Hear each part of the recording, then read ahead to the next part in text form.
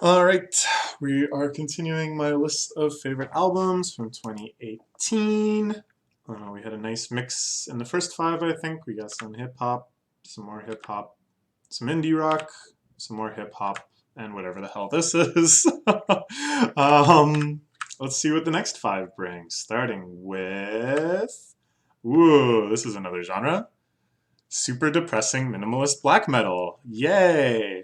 Just looking at this title, I have fought against it, but I can't any longer. Which I believe is a quote from not Sylvia Plath, but shoot, I'm gonna look it up right now because I'm gonna be really embarrassed if I say the wrong name.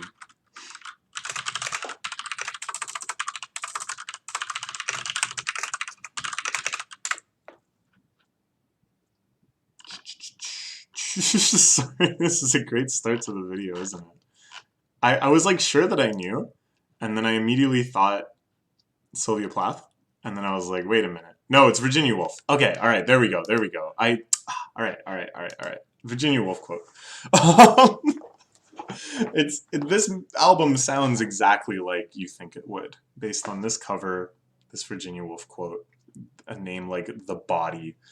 The very opening of the album is like a very somber violin sound, along with someone like weeping. It sounds like sobbing, and another woman ominously, coldly saying, "Who we are."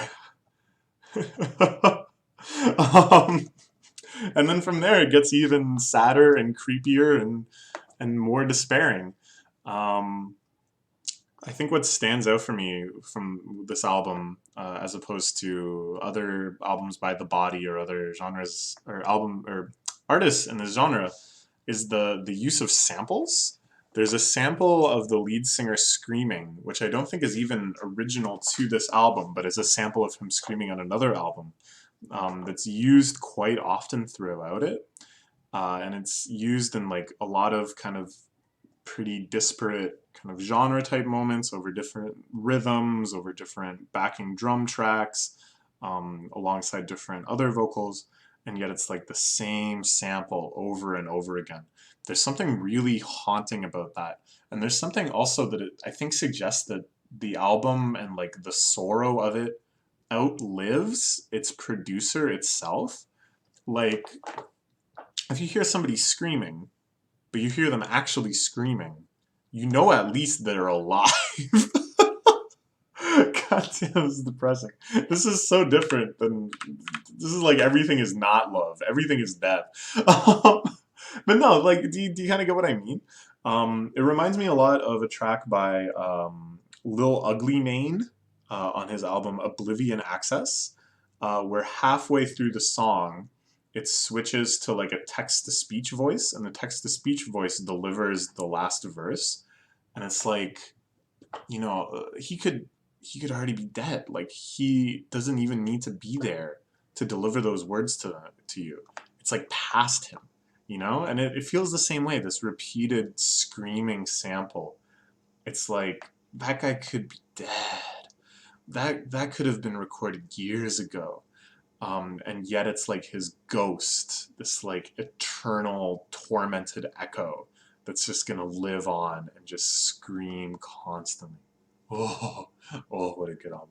It's one of those albums that after you hear it, it's not like you're like, "Woo, haha, fun." Like, that's gonna be stuck in my head for weeks. It's more that you're like glad that you've survived it, but then in the weeks to come, it like looms like a black hole in your mind, and that if you even kind of stick one toe towards it, suddenly you're just thinking about it, you want to hear it again, you're trying to remember the intensity, but the most essential qualities of it, you really can't just remember, you have to experience again. It's pretty intense stuff. I don't know. I don't know if I would recommend it to anyone. If that sounds like a good time to you, definitely check it out. This is my favorite album by them so far, but I've been following their career for a while now. After they collaborated with Full of Hell, which is a noise group I'm interested in. Um, Yeah, yeah, I don't know. It's going to be impressive if they can top this one. I think here it really feels like they've hit the end of the road. Like at the end of the album, there's a long quote by a Czech author that I've gotten into. He wrote "Too Loud a Solitude," which I talked about in the books video, um, and something about the statement that they read from him. It just feels so much like the end. But it's not the end of this list. Oh boy, what's number 9? Oh, it's something completely different. Oh, thank God. It was getting pretty grim there. This is an album by Metro Boomin, who is a legendary hip hop producer of this era. I think he, perhaps more than anyone else, maybe next to Zaytoven, I don't know, is who defined kind of the modern trap sound. He was first put on, I'm pretty sure, by Gucci Mane, and then in turn really defined the early careers of like Young Thug. Um, I think Playboy Cardi has quite a few good Metro Boomin beats. Of course, he's more associated with Pierre Bourdieu. I don't know how to pronounce his last name. Uh, yeah, lots of artists really kind of came through Metro Boomin, and then more recently, 21 Savage has just been like his soulmate. Like I praised the "I Am Better Than I Was," the 21 Savage project a bit in the songs video. Um, and I think it's awesome that 21 Savage is really maturing as an artist and has like really expanded his sound. But the 21 Savage Metro Boomin sound, like the sound that really blew him up, I think is still unmatched. So it's kind of interesting, the role of a producer in hip hop today. In some ways, it's more important than ever before, because hip hop has more and more kind of trended towards this fusion of beat and rapping, where it's not so much rapping over a beat, but excuse me, like one unified sound made largely through like the flow of the rapper over top the beat of the producer, and very little to do with like what specifically is being said. I've talked about how much I love this a lot before, and Metro Boomin like really exemplifies excellently that quality. But at the same time, it feels like producers are less important than ever before, largely because we've moved away from the idea of like a produced album to just like singles, mixtapes, and things that are going to get as many streams as possible. Um, and what I'm really calling out as being missing here is the idea of like transitions. The idea of an album length project that feels like one definitive artistic statement, just because of the way the tracks are arranged, because of the way that one track flows into the next. And it seems like Metro Boomin really focused on these elements when it was time for him to make an album of his own. Did an excellent job. I don't even know where to start talking about these transitions. And it's not like they're mind-blowingly creative in terms of how they're structured. They're just really, really, really well done. Like it's usually just the rapper that's featured on the next track kind of interjecting into the final repetition of the hook on the previous track. But like, man, when you hear 21 Savage say 21 during Travis Scott's outro, yes, yes, it's time. And like some of the way that the songs start and the beat just kind of expands, and like you already kind of have in your head what it's going to sound like because you've listened to this album like 500 times if you're like me. And the hints, the bit of foreshadowing that's given in the previous track, but then when the beat like fully comes in, it's just like I don't know, he really worked hard for those moments, I think. It's a level of perfectionism that I think is required to make something that sounds that good on such a visceral, like raw sonic level. Um, it's Kanye-esque. I'll say that. It's Kanye-esque. And it's not just some of the more superficial things that are Kanye-esque on this album. Like there's some soul sample usage, which is fantastic. Um, it's like the intro to the track with 21 Savage, 10 Freaky Girls. Is that what it's called? Or is that just the line from it? I think it's called 10 Freaky Girls. Um, it has like this outro where 21 Savage is talking about a guy that he robbed and how that guy was happy to see him.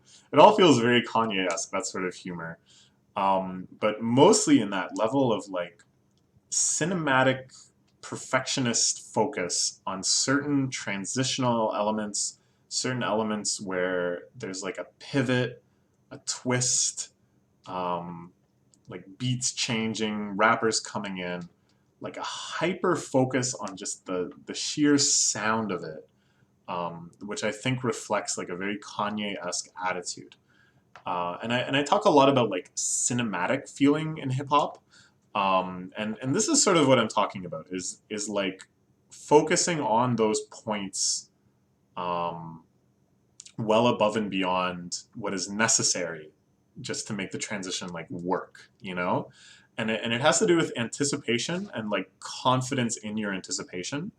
So what I mean by that is like none of these moments would make sense. They would kind of fall flat, or they would just be unnoticeable if you weren't already super invested into what was happening up until that point and super excited about what you know is going to come next.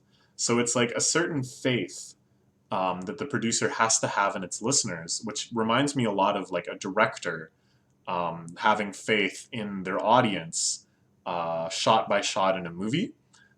Whereas a lot of music and a lot of like kind of mixtape production, I would say, is more like a TV show, where you can't have that faith.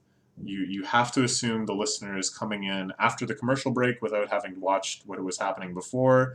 They might not have watched previous episodes. You got to make some allowances for that. You kind of see the difference I'm talking about? So I'm really excited whenever a producer starts to show this sort of cinematic intent, because it shows that they're really getting confident in their sound. Metro Boomin, he has every reason to be confident. The number of like #1 hits he's produced, in his fairly short career is mind-boggling. I'm so happy he did not quit, and I'm so happy he got this out. There's a line, I think Gunna says it, where he goes, "Bought the Rolly two-tone like the president." President's not two-toned anymore. That's an Obama joke. That's an Obama line. So some of this material clearly he's been sitting on for like 3 years now. Um, or like 2 years when the album came out, whatever. So I'm really happy for him that this finally came out. It's clear that he put a ton of work into it.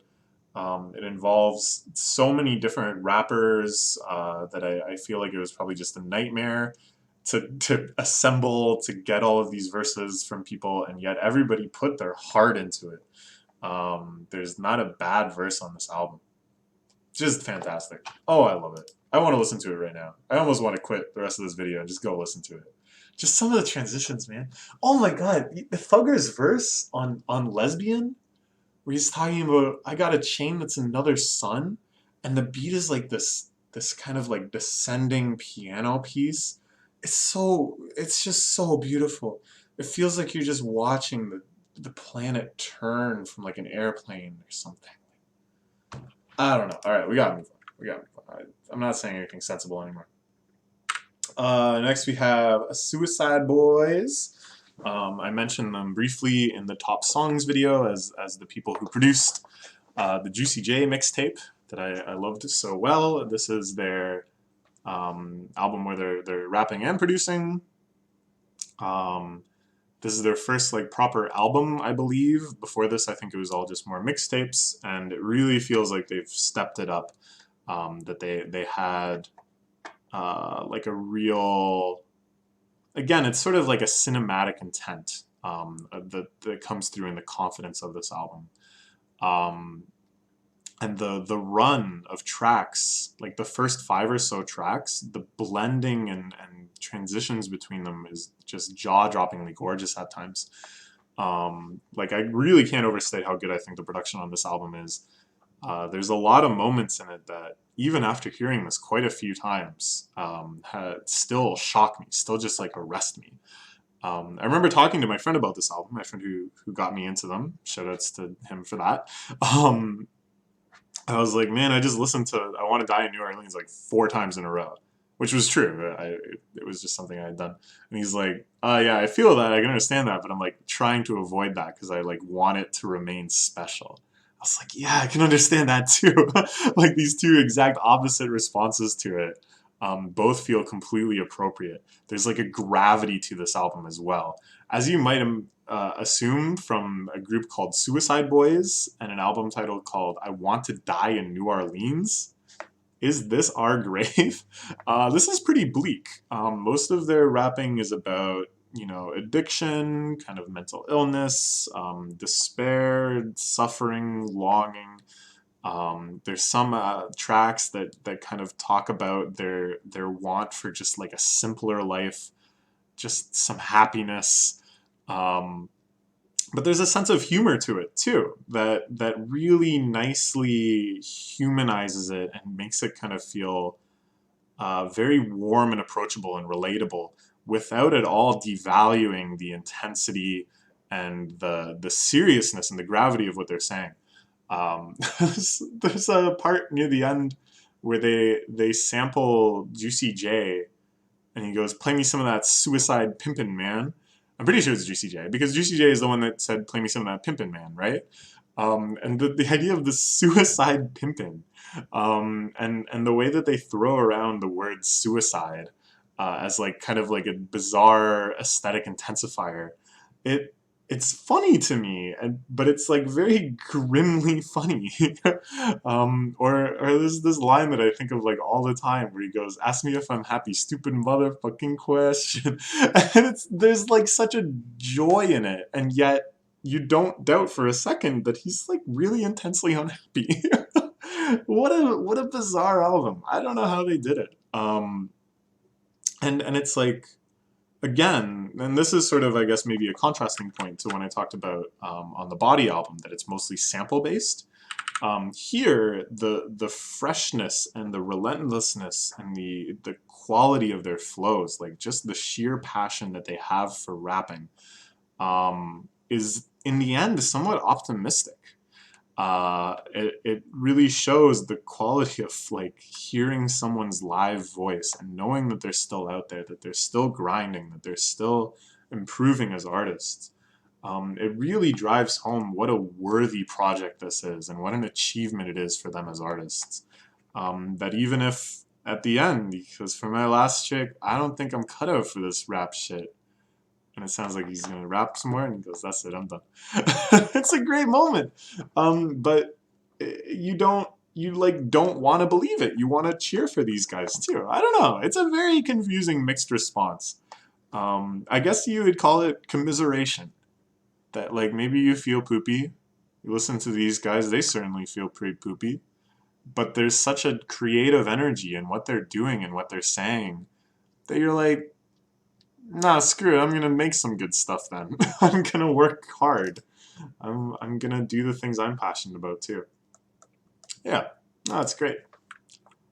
Next is "Safe in the Hands of Love" by Yves Tumor. I think I'm pronouncing his name correctly. A mixed genre electronica artist. Very, very hard to describe the sort of music he makes.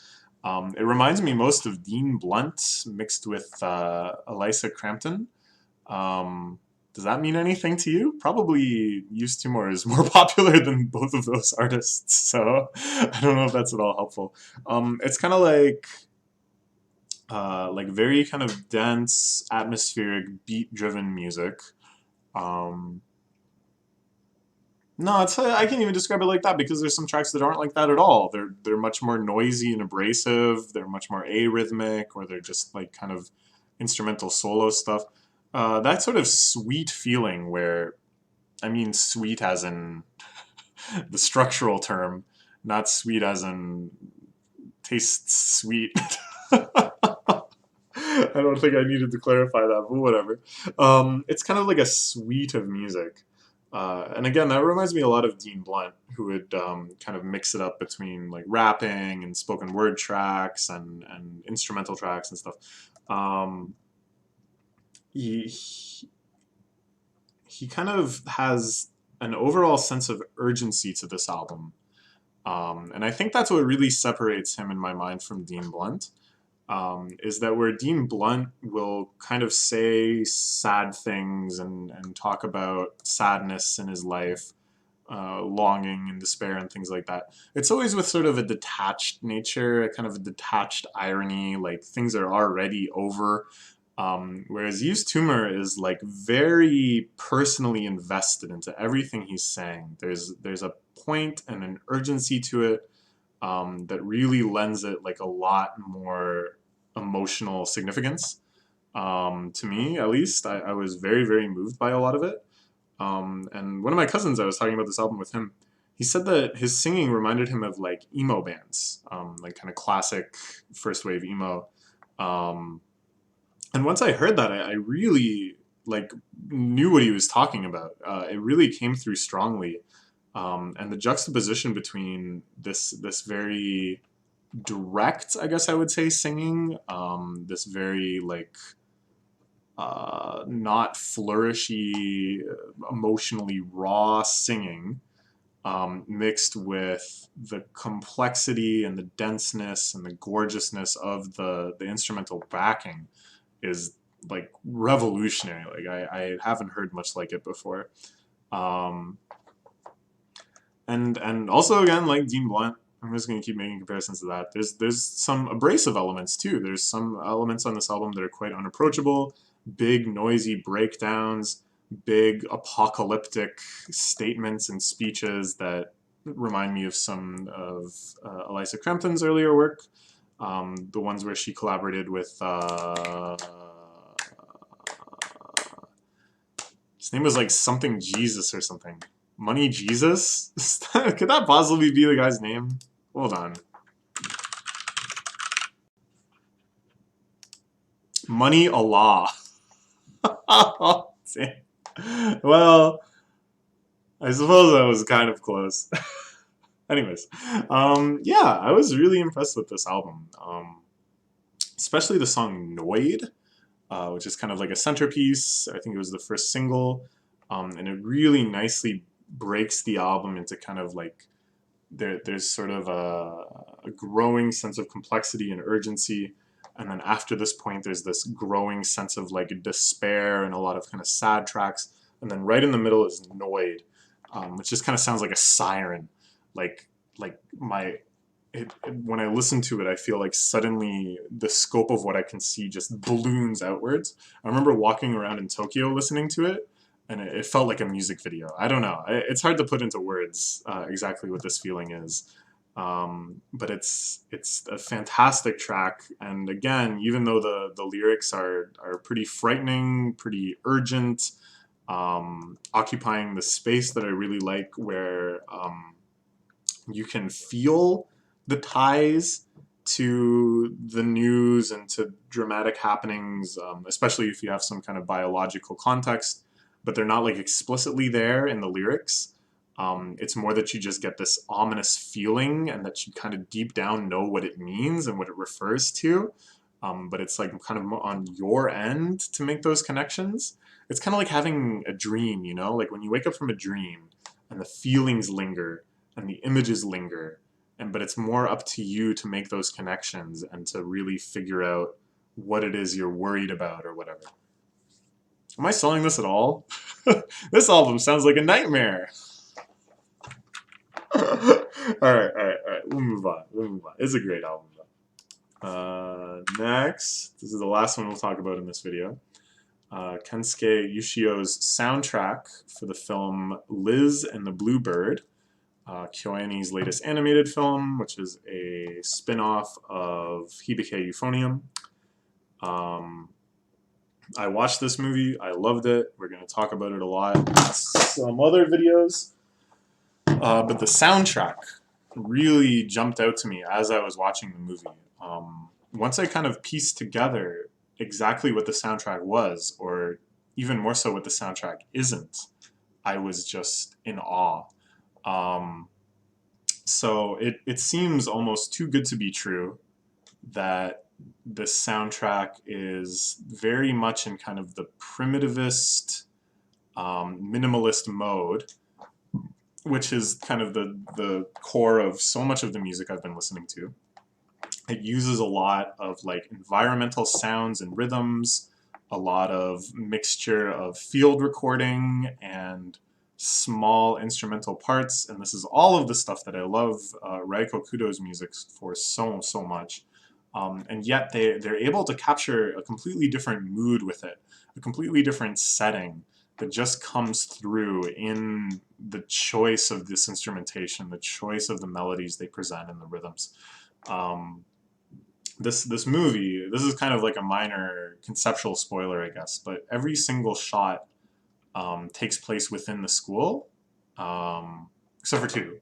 But generally speaking, everything is set inside the school, and it really builds up in the soundtrack this kind of sense of a continuing, lingering ambiance that you get when you're in the same building for a long period of time. You know, like if you work in an office, I'm sure you know what I mean, that there's certain sounds that you're just constantly hearing. Maybe they drive you nuts. But here, and as is appropriate in a story about music, it really brings out the musicality and the beauty and clarity of a lot of these ambient sounds. This, I think, is also really nicely captured by the song titles, which are in the manner of the album title, all like images. Oh, you can see this. Okay. Well, let's look at it together. Here you can see some runners up if I scroll through here. So yeah, like wind, glass, bluebird, chairs, secret green steps.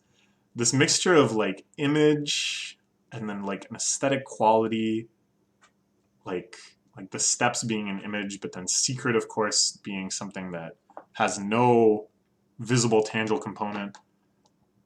Library with, without. Oh, all the double reed girls. This should say reed. This is a mistranslation. All the girls that play double reed instruments have like a unique solo, which is the same melody played in their instrument, and it plays when they show up in the movie. Like, oh my god, that's so good. Like, it all lends this feeling of like impressionism, which is my favorite kind of way to think about this movie as like an impressionist painting, where it isn't really about the reality of what you're seeing.